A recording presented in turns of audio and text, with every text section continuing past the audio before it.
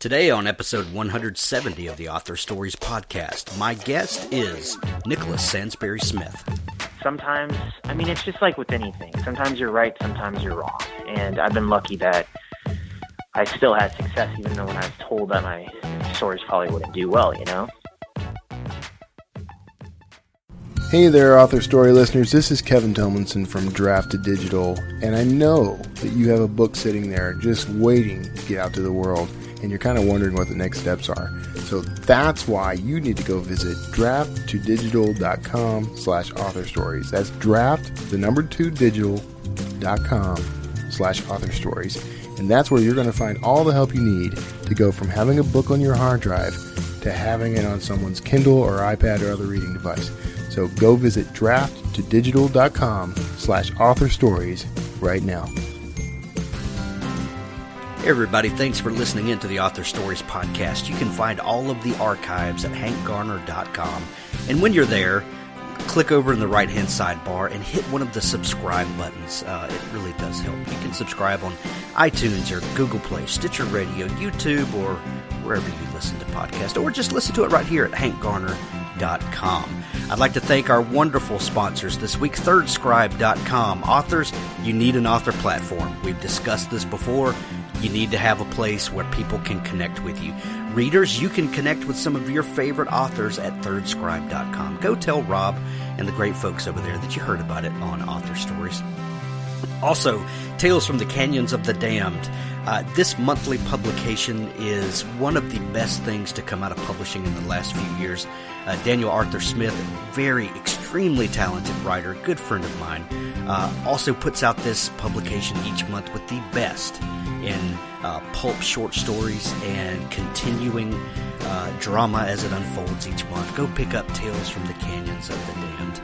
Also, if you love comics the way I do, my friend Ed Gosney has a blog at edgosney.com, and he highlights some of the best comics that have ever been published, and he does a showcase each week where he puts together something really cool. Also, you can contribute to cool comics in my collection at edgosney.com. Go over there today and check out what he's done, and let him know that you would like to contribute as well. Stay tuned after the show for a short clip from Richard Gleaves from General of the Dead, one of my favorite books of 2016. Speaking of favorite books and favorite writers, Stefan Boltz has a brand new book out called Six String. I was fortunate enough to be one of his beta readers. This book is fantastic. Check in the show notes. There's a link there for something new and altogether different from Stefan Boltz. But if you know Stefan, even though the setting is a little different, all of the heart and soul of his writing is still there. Six String by Stefan Boltz. Thanks for listening.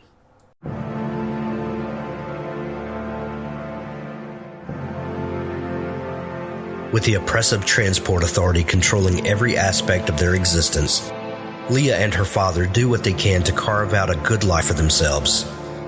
Leah spends her nights scavenging and risking capture as she hunts for salvage her father can trade for food and clothing. When Leah takes a bag of salvage from a dying stranger, she and her father are plunged into the world of transport and its war against the terrorist organization, Trace. As transport closes in, Leah will need to decide who she can trust and how far she's prepared to go to save her father's life.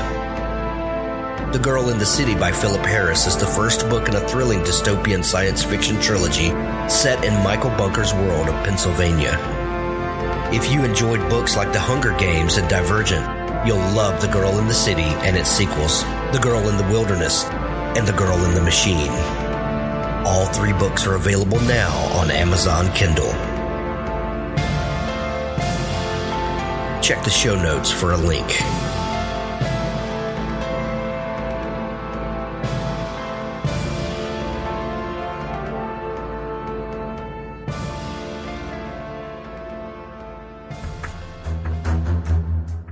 A thirst for revenge sends one man on a deadly journey through the galaxy in the adrenaline-pumping new novel, Galactic Satori Chronicles. Written by Nick Breaker and Paul E. Hicks, this raucous sci-fi adventure introduces Asher, a young man whose world is turned upside down when he discovers that his fiancée's death has been directly caused by an imminent alien invasion.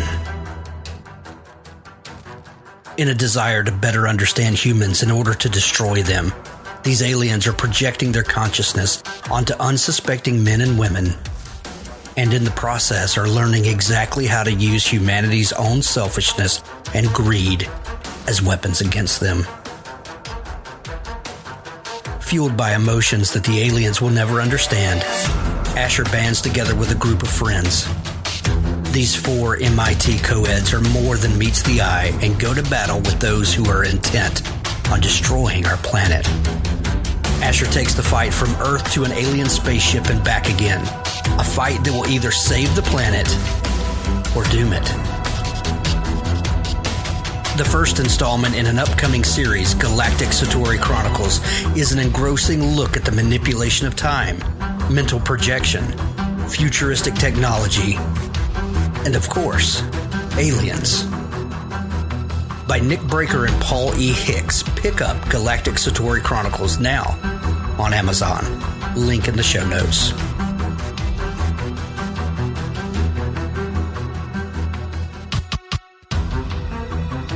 Thanks for joining me again for the Author Stories podcast, where I bring you the story behind the stories and the storytellers. Tonight, I'm very excited to have Nicholas Sansbury Smith on the show with me. Welcome to the show, sir. Thank you very much for having me.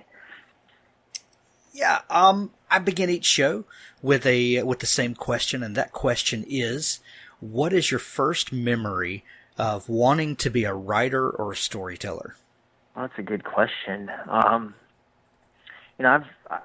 I think it was probably in first grade when I was writing a short story then, and I thought this is pretty damn cool. I wonder if I could do this someday. And then that just kind of, I think, settled for a couple years, and then until I really started getting into reading. And then when I did, I really started hitting it hard. And so I guess that probably would be the first memory. But I don't think I really realized until I was in my 20s that it was something that could potentially happen. Interesting question.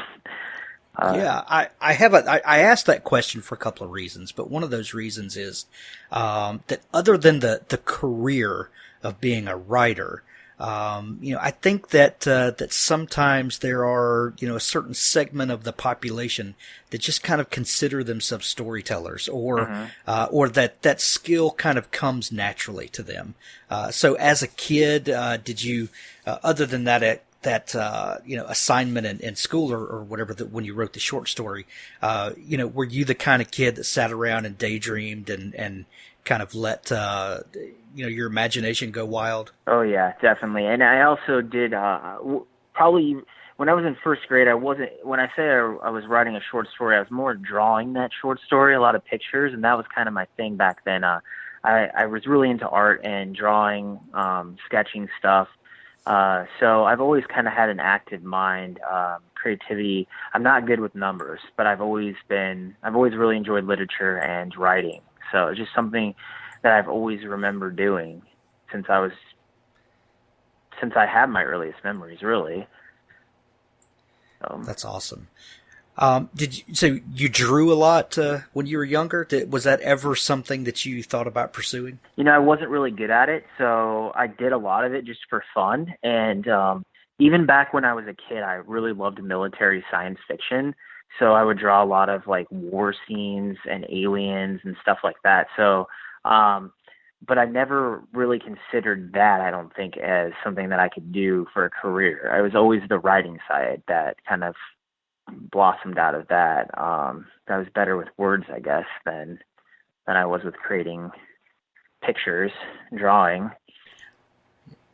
What was it about military sci-fi that grabbed you? Oh man, I remember the Doom series, not just the video games, but the books. Those captivated me because I just remember Fly Taggart, I think is the Marine's name, and he was such a badass. And I just remember him fighting aliens, and I thought, like, I never read anything like that before, and when I was playing the video games, it really kind of transported me into that world where I loved visualizing and kind of exploring worlds that were unlike any that I had ever, that's unlike anything here, that's not real. So I just loved it. And for some reason, like Space Marines and spaceships and stuff like that just really captivated me as a kid. And that's really what I started reading. And then eventually, I haven't really written a whole lot of space opera, but most of my books are military science fiction, set kind of in the status quo, although Helldivers really isn't. And then I guess I got into video games a lot too, like the Halo video games. I also read all the books, and Gears of War, same thing. So I guess I liked being able to play the stories that I was reading, Maybe that's it. I've never really read many video game novelizations. Were they satisfying to you? When I was a kid, yes. Not so much anymore. I've really kind of changed what I read. I still pick up a Halo book from time to time, and I've read the Gears of War books recently, but I don't really read those as much as I did when I was a kid. And when I say a kid, I mean even in high school, I was reading those whenever they'd come out. Same with the Terminator books. I read all of pretty much any Terminator knockoff book that's ever been written. I picked up. So I like novelizations of movies as well. Cool. At what point? So you graduated high school, and you're at that age where you have to decide what it is that you're going to do with your life. And I think a lot of writers kind of have in the back of their head, this is something that one day I would like to pursue. But in the meantime, I need to pay some bills. So what did you decide to do there to when you kind of grew up and got on your own?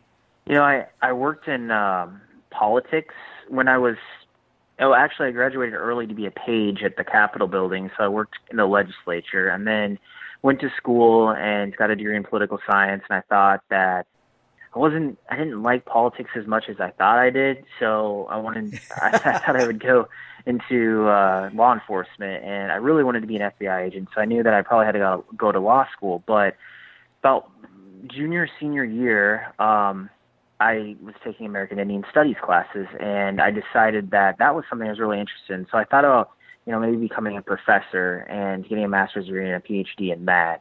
So I kind of thought about doing a lot of different stuff, and then I graduated, and I was like, oh shit, what am I going to do? And so I ended up working back in state government, and not in politics, but just in administration, and actually for the architectural engineering office. And then I got a job with Homeland Security and did that up until the point that I started writing and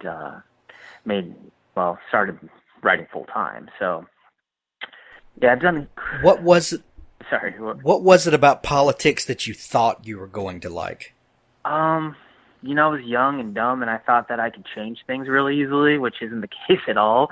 I mean, there's just in politics, there's a lot of heartbreak. I mean, you work so hard to either move policy forward or to try to elect a candidate, and then if they lose or if your policy doesn't get passed or become law or whatever, it can be pretty disheartening. And it's also really competitive too. It's one of those fields where you can put a lot of work in and you can spend 10, 20 years. And, I mean, it takes a lot of luck too. You got to be working for the right person in order to climb the ladder. And I think I realized all that stuff early in. There's not a lot of money in it either. I mean, really, there's not much at all. So I think that's why I realized that I needed to do something that was more fast-paced too. I didn't want to wait forever to be successful. You know what I mean? And that's one of those things where it's like a lifetime if you can handle it. I think a lot of people get burnt out, which is the other side of things too.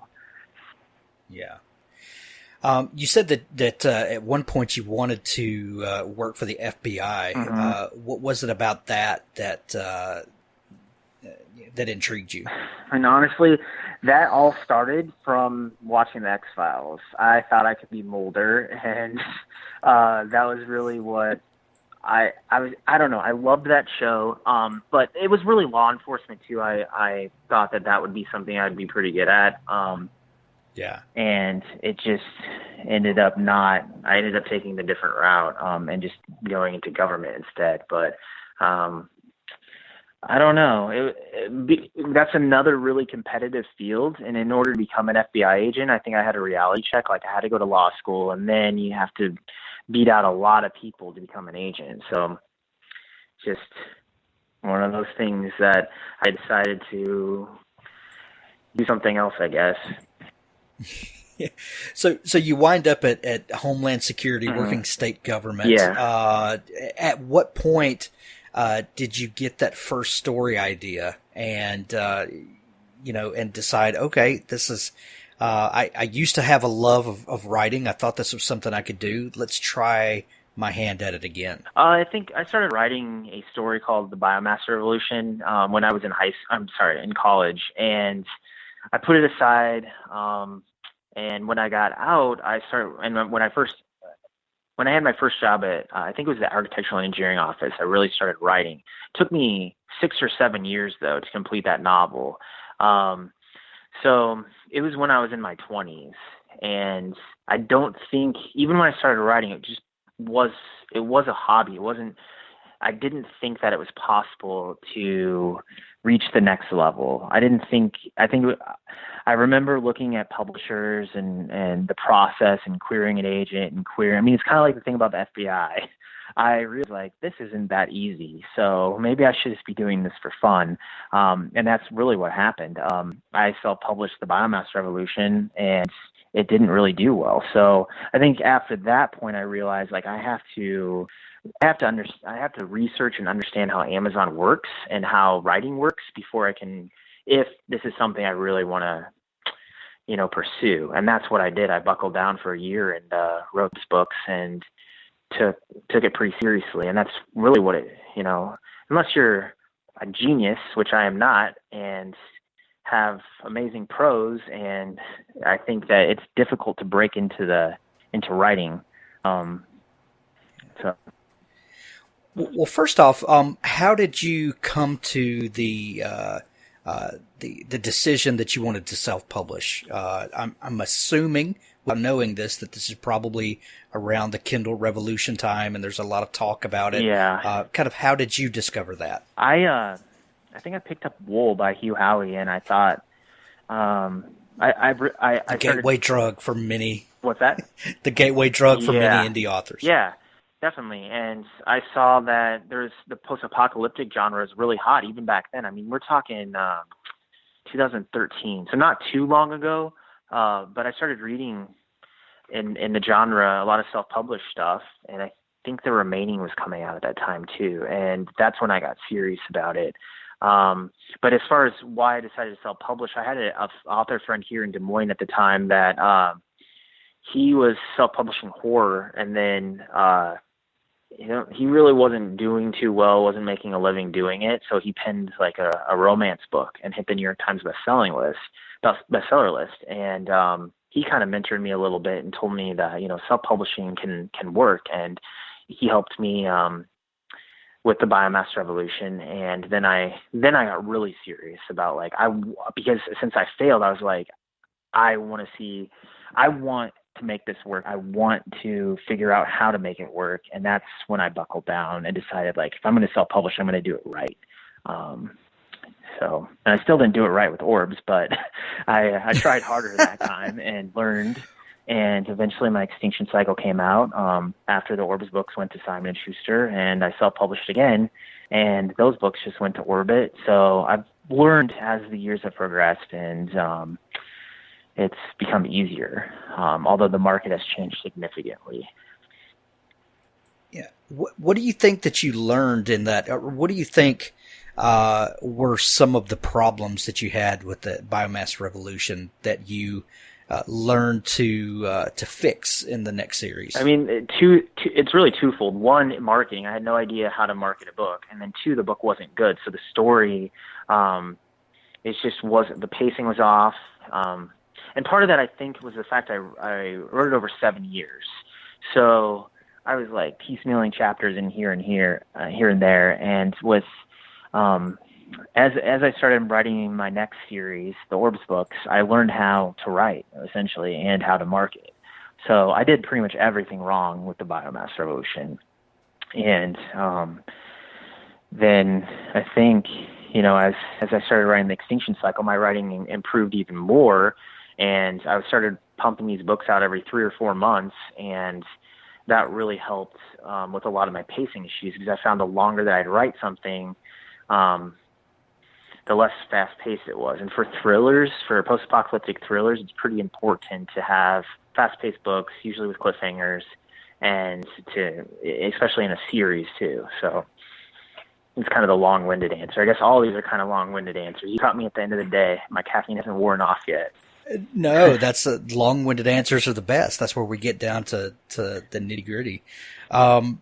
So what were you doing at this time? I guess you're still working a day job.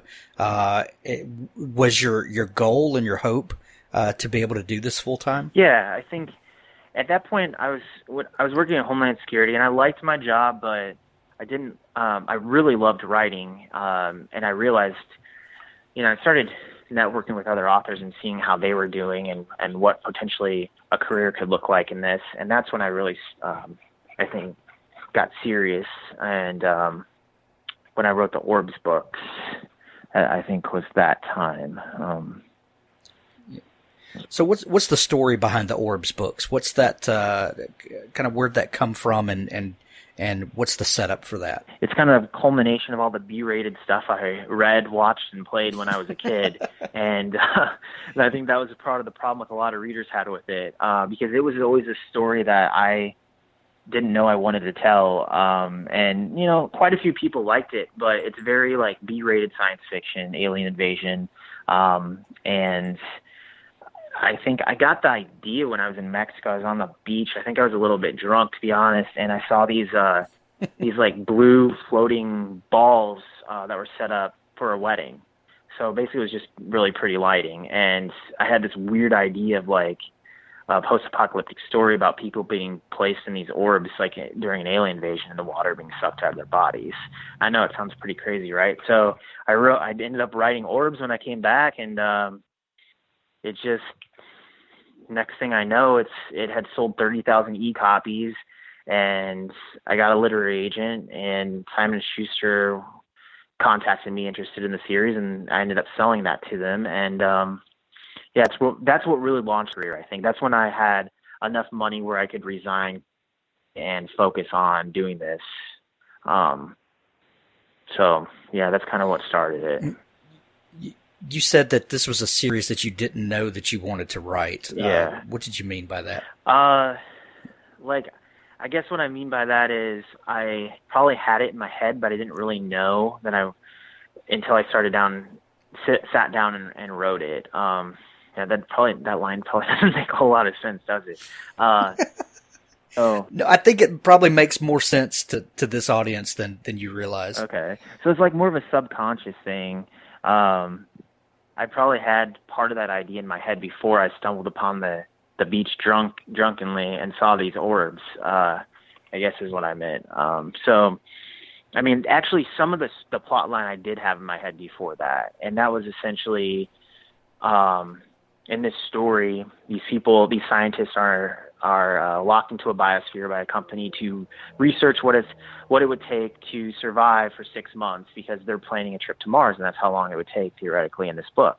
So when they get there and really weird things start to happen, they lose communication with the outside world, and they have to decide if they're going to break protocol and leave. And while they were in there, an alien invasion has taken place, and everyone is gone, and so is fresh water. Well, not just fresh water, all water. So that was kind of in my head for a while. But it was the aliens and all the other weird stuff that wasn't scientifically accurate that ended up coming out later. So it was just kind of a culmination of all the weird things that you'd collected over years and years. Yeah, for sure. Yeah, I can appreciate that. Seriously. You said Simon & Schuster picked up that series. Did they contact you? Yeah, I got an email from an editor there, and actually, she's now my editor at Orbit as well. So when she left Simon Schuster and went Small to world. Orbit, yeah. I mean, I'd kind of stayed in touch with her, but yeah. So that's probably why the Extinction Cycle's with Orbit now. She liked Orbs.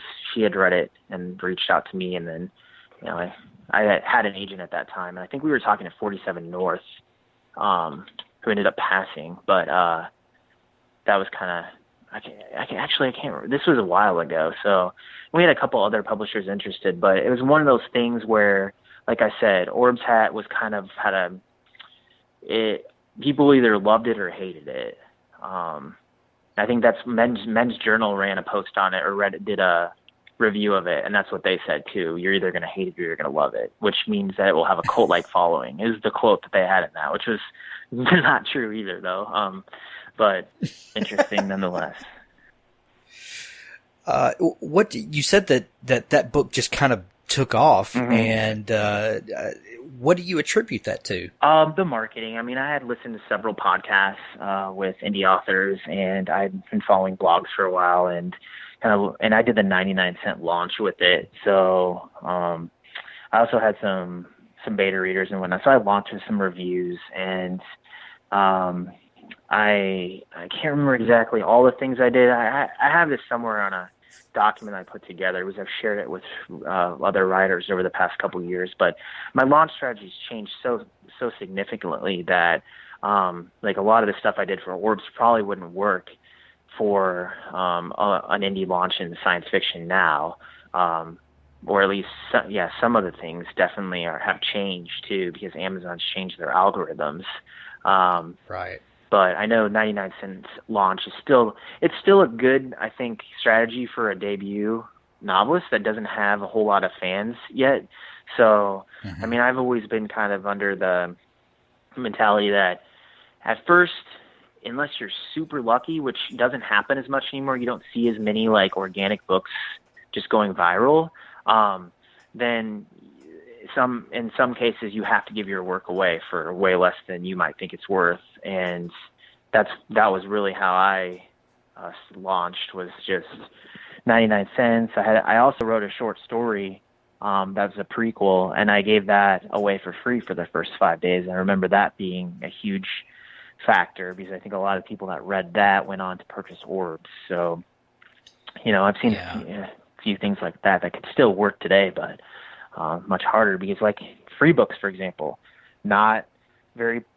they don't have as good as success rates now with people they load their Kindles with all the free books, so they're not reading them. So unless readers are reading them, then it doesn't make much of a difference if you're trying to collect sales from books 2 and 3, or in this case, book 1.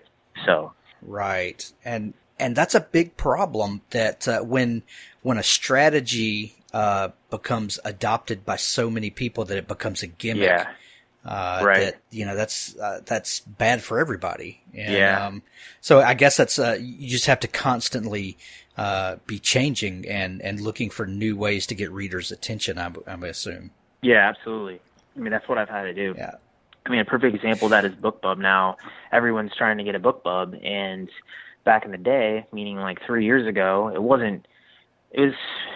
I think I got like 4 or 5 BookBubs back then, and now it's incredibly difficult to get one. I think my publisher, or Blackstone, got one for Helldivers, but I haven't been able to get any for the Extinction Cycle when I still had those self-published since book 1. So once those secrets kind of get out, or everyone kind of goes after them. So it's tough. I mean, it's a tough market right now. I've been talking to authors about this. I was in Houston last weekend meeting with a couple of my author friends and discussing business, and that was one of the things we were talking about, is just how competitive things have gotten on Amazon specifically. Yeah. Can you point to anything specific that is causing that? Is it just that there's so many books now, more people are flooding the market, or is it Amazon changing algorithms? Can you really tell where that's coming from? Yeah, I think it's a combination of things. Part of it is Amazon's changing the way things work. They're cracking down on things too. But I would say the majority of I guess the main reason that I think it's harder now is because there's more authors, and more authors know what they're doing. So I've seen a lot of authors break out recently and launch books they've done a really good job doing it too. They've launched with reviews. They have great covers. They have decent editing. They know that they can't sell their book for $5.99 or $6.99, which didn't used to be the case. I think a lot of authors realize now what the market really is, and for a new book, I mean, $2.99 is a pretty good price point, and so that's what I attribute it mostly to is new authors that know what they're doing. Authors like me, when I wrote Orbs, I was in that situation where I broke out because I had watched what others had done. And now you have more of those people breaking into the market. Right. So when you wrote Orbs, did you originally see that as a trilogy, or was it a standalone book to begin with? Yeah, it was a trilogy, and I had book 2 ready to go but when Simon & Schuster approached me. So I was ready to get those out like in rapid succession, basically. Now, Extinction Cycle wasn't the case. I thought initially that was only going to be a couple books, and I'm writing book 7 now. So that kind of just evolved. But for Orbs, it was a trilogy. Now, I'm contradicting myself, though, because part of the reason I was in Houston last weekend was to talk about writing an Orbs 4 with a co-author, just because I don't like the way that I closed or I ended that trilogy. There wasn't enough closure for readers, and I've always felt bad about that. So I've thought there's more story to tell, and I think I'm going to go back and do that later this year with a co-author. Gotcha. Yeah. Cool. So where did Extinction Cycle come in? You finished the Orbs trilogy. You sold that to Simon & Schuster. Yeah. You said that you saw that as a trilogy. So when you came to the end of that, were you looking for the next thing, or is that a scary thing when you finish off a trilogy and you've had some success with it? Now I need to start all over from scratch again. Yeah. Is that terrifying. Something you think about? Yeah, it was at that point. So I'll be honest, I didn't get a huge advance for Orbs, and when I resigned, I'd had quite a bit saved up, but I didn't realize, like how fast that money would go within a year. So I knew by the end of the year that I needed to have something else out. And I remember that my contract said that Simon & Schuster would get first look at whatever came next, but they wanted me to wait 6 months or something like that. And I was able to get out of that clause and just self-publish Extinction Horizon, book 1 of the Extinction Cycle. But I felt like I had a gun to my head, and I did not want to go the traditional route again, just because my experience with Simon & Schuster was great. But Orbs 2, basically what happened was they re-released Orbs 1 and then launched Orbs 2 at New York Comic Con like 6 months later, and it didn't do as well as book 1. And then book 3 came out like, I think 6 months after that. And I think I'm really trying to remember. This has been a while ago, but that's when I had Extinction Horizon. I self-published it. So I knew that I had to make something happen, or I was going to have to get another job or go back to my old job. And so, yeah, there was a lot of pressure. And then I really just buckled down and started writing the Extinction Cycle books, pumping those out every 3 or 4 months. And at that time, I was also writing Helldivers, which I wanted to try to go the traditional route on that again, since I was having success in self-publishing.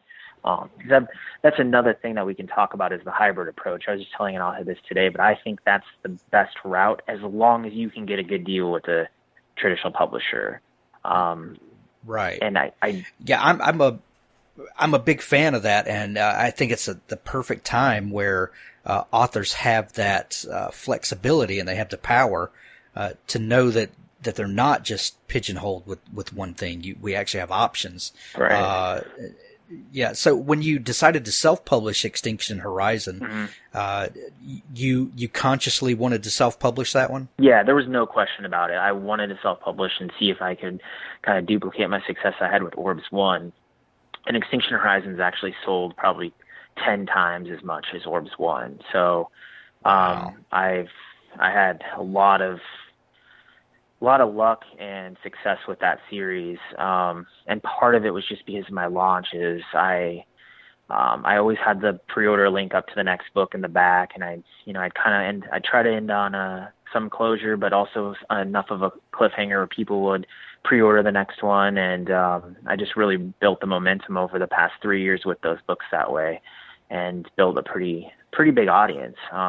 At one point, they were the highest reviewed books on science fiction books on all of Amazon. So, I mean, it was, I really, and that's the other thing I was going to say. I mean, I talked a little bit about how the science and the Orb series wasn't very realistic. That was something I really wanted to make sure I did well in the Extinction Cycle. So I worked with a biomedical engineer, actually Tony Melchiori, who I was with in Houston last week.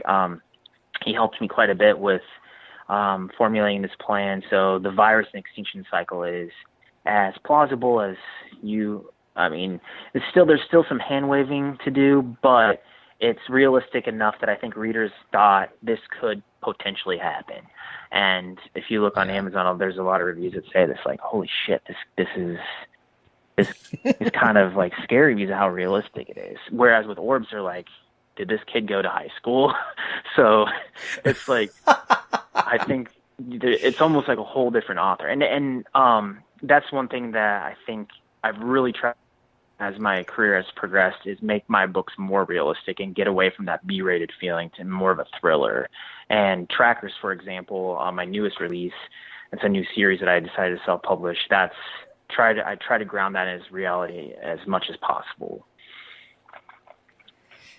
Are there any things that you learned from going from Orbs to Extinction Horizon about grounding those things in reality? Is it just kind of shaking off the kind of B-movie tropes and trying to get down into the nitty-gritty of what people are actually, or what you assume they would be doing in these situations? Are there any tips that you could give people for kind of grounding those books down more into reality? Yeah, I mean, part of it was just getting away from the B-rated type unrealistic scenarios, but also making the characters, their reactions towards things more realistic.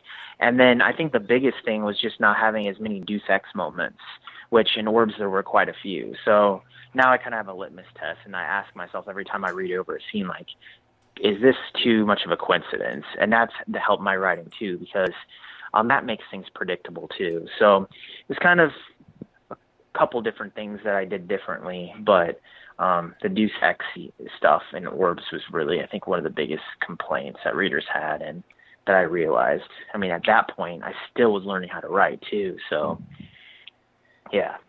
Right. So you said you were pumping these books out about every 3 or 4 months. How did you keep the story engaging and moving forward over, you've got 6, I think you said you got 7, book 7 coming out this year? Yeah. In that series. How do you keep a story that's, post-apocalyptic and imminent destruction and all of this stuff? How do you keep that story moving forward? And how do you keep your characters believable? Well, what I did was I killed off most of my characters and added new ones. So, well, not all Nice. of them, not all of them, but I did kill off quite a few. And in terms of how did I keep the momentum going, so it was actually with the Extinction Cycle, it's a virus, but the virus mutates. And so I had, through books 1 through 3, it's kind of the scientists are trying to figure out a way to stop it. And then the virus mutates. Book 4 is about the evolution of these monsters. And then book 5, I'm trying to bring it all to a close in the U.S., at least, not worldwide. And then book 6 went to Europe, and there's more evolved monsters over there. So I always tried to have something different in each book. And I also added in new characters, I think, starting in book 2 that really developed throughout the series. We lost some of those in books 4 and 5, but in book 6 now we almost have a completely new Delta Force team, aside from 2 of the main characters that have survived the series, and then we have a couple of the same scientists that have survived throughout too. So, and the interesting thing about the Extinction Cycle is pretty much the entire plot takes place over 6 months. So it's a lot happens in those 6 months, which I think helped with the pacing. Did you ever have readers that get mad at you for killing off a favorite character? Yeah, there was one specifically who was my favorite character too, because I wrote him. He's kind of based off my personality, and I really struggled with his death because it just felt really organic. I knew it needed to happen, but I didn't want to kill him. And I had so many people emailing me and messaging me on Facebook saying, will you please bring him back in book 5? And that would have been totally unrealistic. So, yeah, that character, there was a female, a firefighter who was a fan favorite. But, out of the hundreds of emails I've had about characters, the one I receive the most frequently is don't kill Apollo. And Apollo's the dog. He's the German Shepherd. So, and yeah, that's a line you don't cross. Yeah, for sure. That's same thing in my book trackers. I have an Akita in there now. And, people are always like, don't kill the animals, which that's a no-brainer for me. I have no problem killing off some of my human characters, but animals are not going to happen. So. Right. You said that Extinction Horizon was intentionally written to be self-published, but now they're coming out from Orbit, right? Yeah, I mean, this story is just crazy to me now because I remember my agent reading Extinction Horizon and saying, Nick, I mean, honestly, like, I think you should self-publish this because no one's going to want it. And at that point, that was before I rewrote the whole damn thing, so it didn't surprise me a whole lot, but I used my agent's feedback, and I think that's when I approached Tony, too, about some of the science stuff. So I changed the book dramatically, but, my agent told me, like, no one in Tinseltown is going to want this. And the zombie genre specifically, at that time, was so oversaturated that it just didn't. I mean, I think that's about when World War Z was coming out, the Strain trilogy, which isn't really zombies, but the same kind of genre stuff. And so I had no problem self-publishing it. Plus, I didn't want to wait all that time to query publishers or have my agent do it. I mean, I just didn't. I wanted to get it out and just.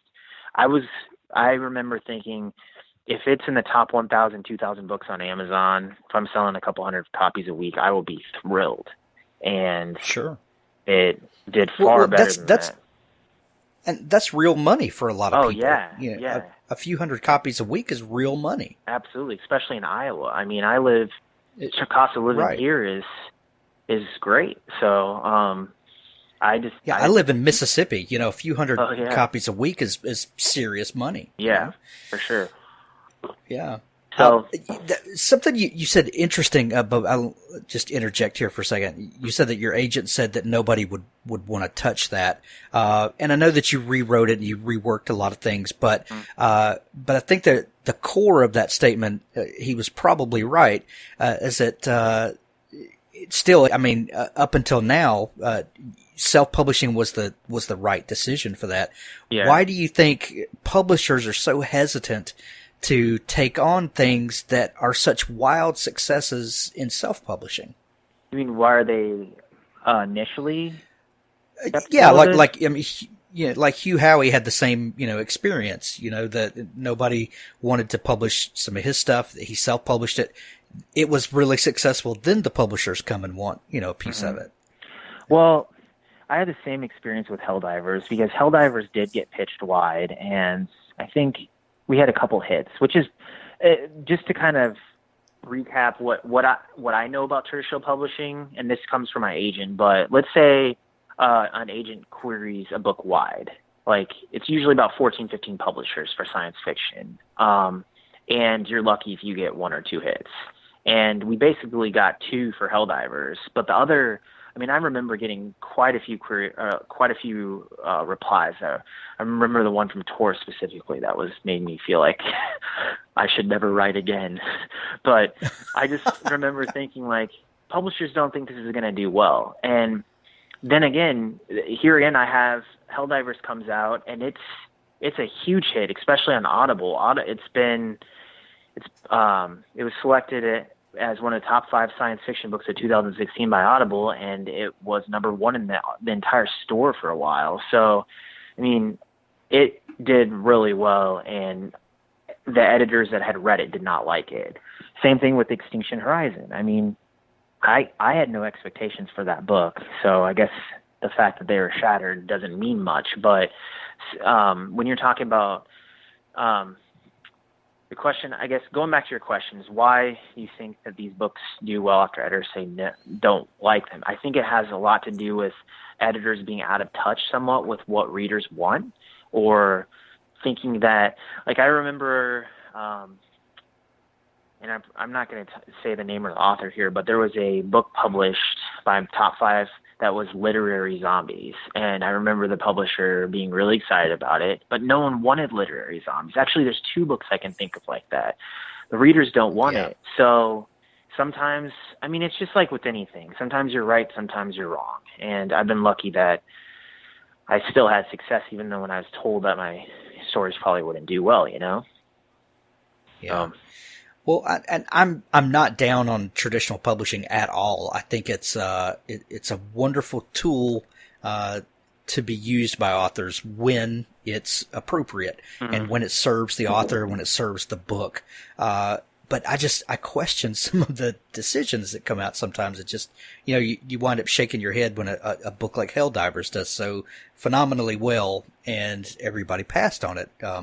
Which was good for you, I guess. But yeah, so you were talking about the Extinction Cycle getting picked up by Orbit. How did that finally come about? Well, that was really random, because I had talked to my agent several times about, what would it take to sell this to a traditional publisher? What would you take in terms of, an offer? And there really wasn't anything that they could offer me at that point that I would sell it, because I was, for a couple of reasons. One, the reviews were so good, and I thought, I created this. I don't want the possibility of it being ruined by price jumping and all the sorts of things that can possibly happen, But the other thing that I realized, that you can only really, I guess, and this is what I want to talk about earlier too, but there's a huge audience outside of Amazon that a lot of authors don't realize. And I was one of those authors, but you can only sell so many books on Amazon before a series gets stale. And the Extinction Cycle has done really well over the past couple of years, but they were starting to trail off. Sales were starting to trail off a little bit. I was losing a couple thousand readers with each release. And I decided that, the mass market paperback was something that I was really interested in. So I started talking to my agent and a couple of different publishers about that, and didn't think much of it, just because those deals are so rare now. Having, Wool, for example, got picked up as a mass market paperback with just those rights. Hugh Howey was able to keep his ebook rights.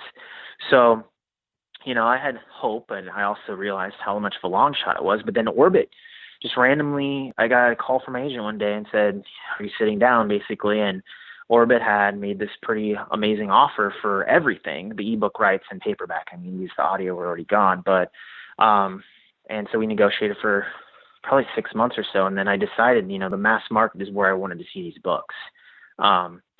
So that's why I decided to sell those. And they've been great to work with too. So I'm not as worried about, the prices jumping up dramatically and pissing people off. And the other really cool thing about it is, talking about there being more of a market outside Amazon, now the books will be on Nook and iTunes and all the other places where people have asked me repeatedly, why can't I buy your books on these other sites? So I'm able to share the series now that fans have loved so much on other sites as well. That's great.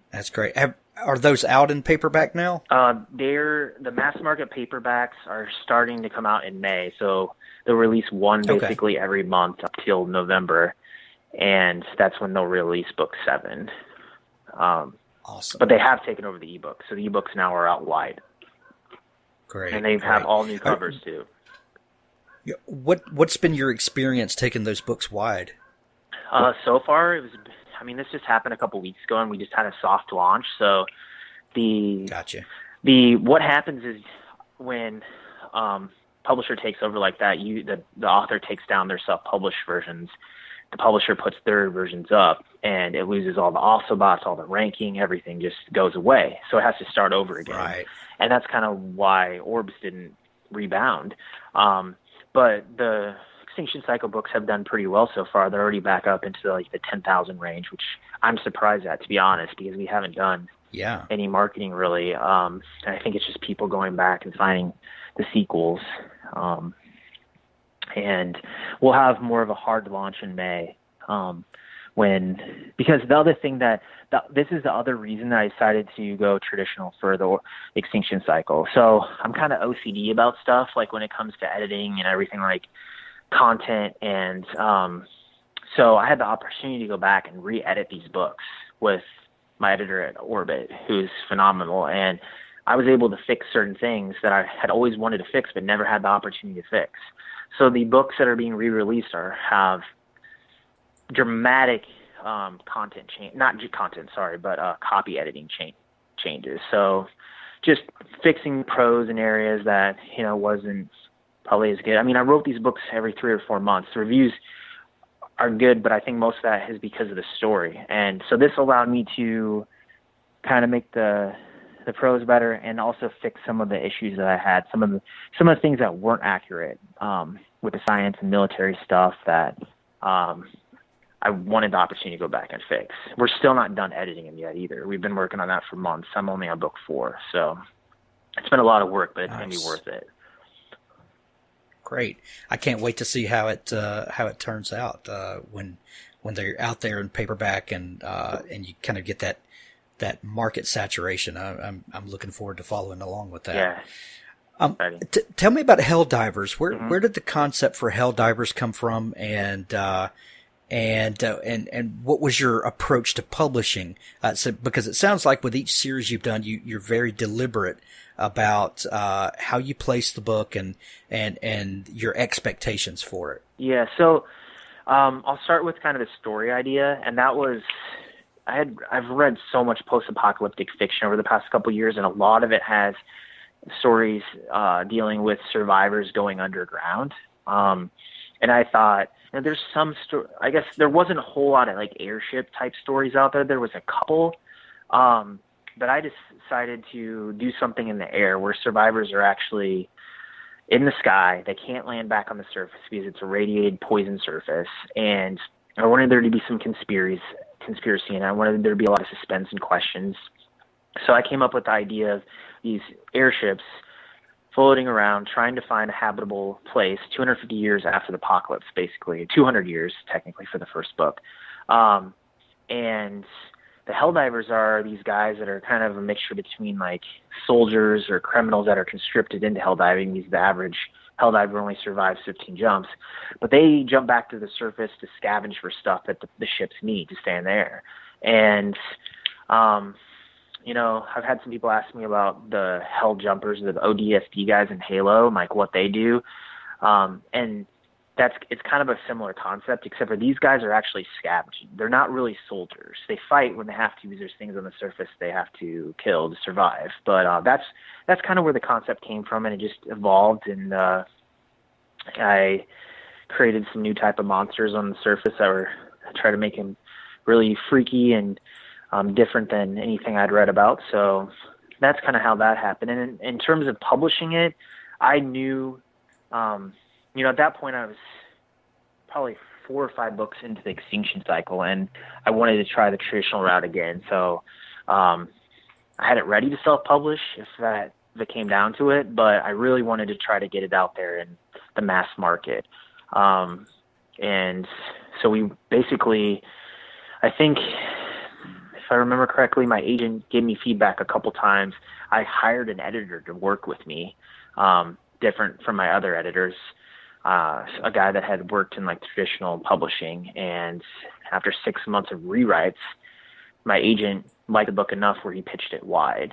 And that's kind of how that deal came together. So, but the company that owns the rights, Blackstone, they had done the audiobooks for the Extinction Cycle, and those had done pretty well too. So they had broken into the paperback ebook, hardcover market, and that's who I ended up going with. Gotcha. Mm-hmm. Well, it sounds to me like that since you've been a full-time writer, you definitely treat this like a business, and you have a plan going forward. And how do you approach your typical work day?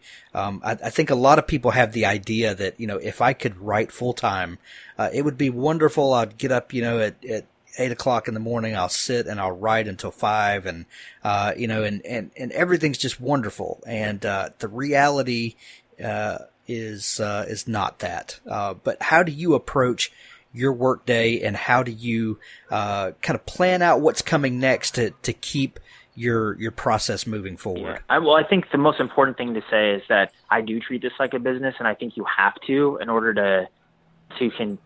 Right. Because a business, you're constantly adapting. An entrepreneur, that's what you do. You have to figure out what changes in the market and how to adapt to those. So, but in terms of like my actual day, I've always been pretty driven. I did Ironman triathlons in 2013, 2014. So when I started doing this, I was already used to getting up really early in the morning, working all day, exercising on my lunch breaks and at night, because that's what it took for those triathlons. And I think that really helped me have a strong work ethic and have discipline that you need to have. And I also feel like as a writer, you have to be mentally and physically strong, because writing is exhausting. And right. That's what I've really come to realize, because when you talk about writing from 8 to 5, that is pretty much what I do.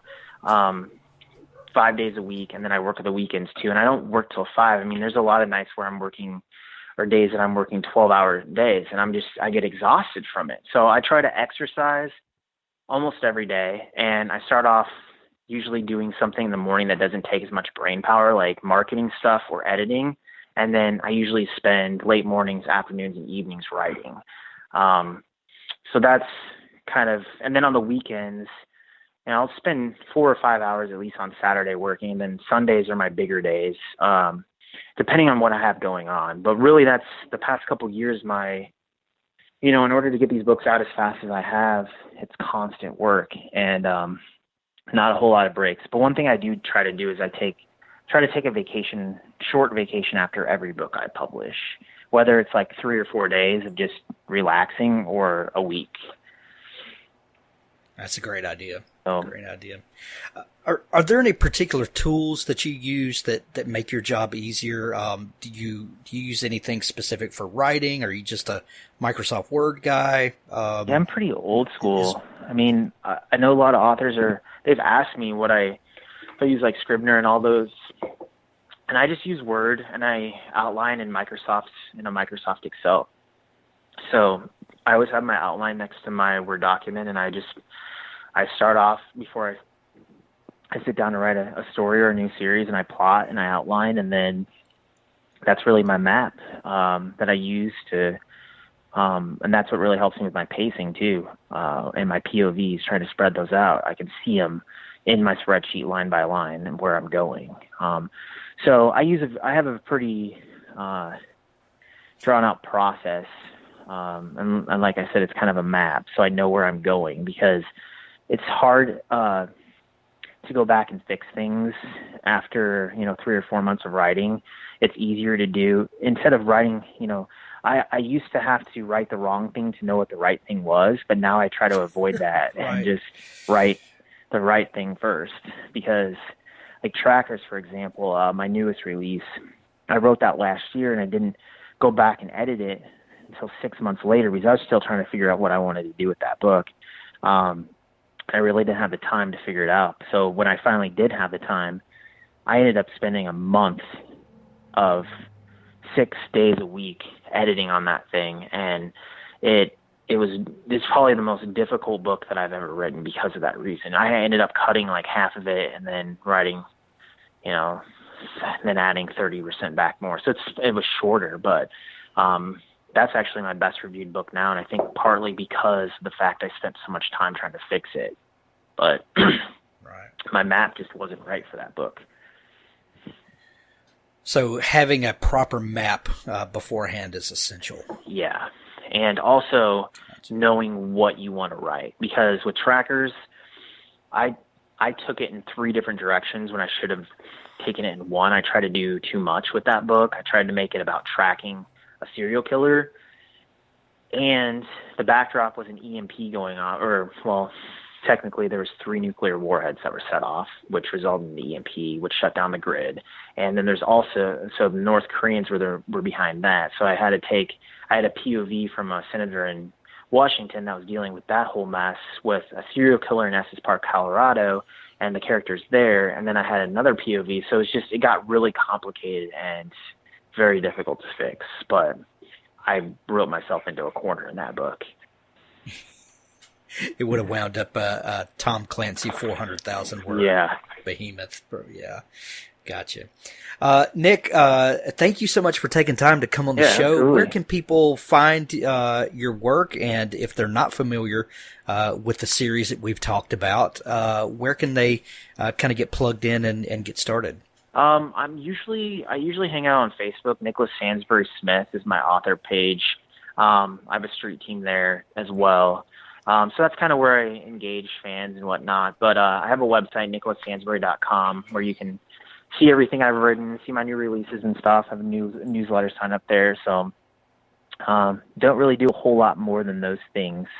I still don't really know how to use Twitter, and I stopped blogging too, so it was too much of a time suck. So that's right.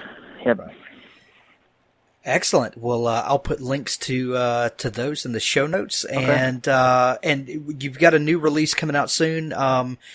Tell people what they can go pre-order today. You can pre-order Trackers 2 if you've read Trackers 1. Extinction Lost is a short story that comes out in a couple of days. That's set after Book 6 in the Extinction Cycle. And Helldivers 2 is up for pre-order, and I think that's all I have going on right now. Helldivers 2 doesn't come out till July, though, so still a little ways off. Gotcha. All right. Well, Nicholas Sansbury Smith, thank you so much for coming on the show. Thank you for having me. I appreciate it. Stay tuned now for this audio clip from Richard Gleaves, General of the Dead. You can pick up the entire Jason Crane series at Amazon.com. There's a link in the show notes. How do we know when we are watched? Do the eyes of a predator reflect moonlight, focusing it on our skin?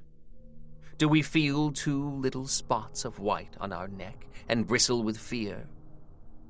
I knew I was watched, and I could feel its quality. A man's gaze, like yearning eyes in a smoky tavern. I felt drawn to it. I skirted the pond, and beneath a vine-choked bower, I found the horseman's severed head. The braid at the back had snagged on some twig, turning the dead eyes upward. A dragonfly rode his cheek. It fled as I reached for him. I took hold of his braid, like the vine of a pumpkin, and drew him from the water. We sat together on a mossy log, he and I. Oh, I felt such joy to look upon his face again. I wiped the mud from his lips and nostrils, preparing him to be buried. The Domine could not watch the graveyard always, I decided. I would wait for night to fall, steal a shovel, and do the work myself. A trio of colonial soldiers were raising a redoubt nearby. Thomas the gravedigger brought them his own long-handled shovels. He stood and watched the soldiers work with professional interest, as dirt was his trade. Autumn leaves snagged in his hair, but he was too busy tale-telling to notice. The morning's dark business had quite bewitched his imagination. But the big one was a Hessian. One of them horsemen, head lopped off by a cannonball. He'll be a-haunting this place now, he will, with a hip-hip and a clippity-clop. I'll be seeing headless spooks in my burying ground. Just you wait. And if he can't find his own head, he'll be wanting one of ours. Lord love us. He shivered, hands in pockets. The soldiers laughed at him, but the boy was serious. Our legend had begun to spin itself already, from the lips of our tow-headed gravedigger. Fact and fiction going their separate ways, severed, as they often are. I listened with fascination. I had always loved a ghost story, and I'd never witnessed the birth of one before. Ghost stories are a form of history If we say, 3 men died building that church and they forever haunt it, we keep those souls alive in death. Ghost stories are the past bleeding into the present, demanding acknowledgement of those unseen presences all around us, in our street names and genealogies and on our crumbling headstones. The tragedy of Old Willow, the fall of the horseman, the fate of you or I, these tales are forgotten by academic historians, who chronicle only great men. But our small lives are remembered, so long as our ghost stories are told. That is why we must tell them and retell them, and keep them kindled in the hearts of our children.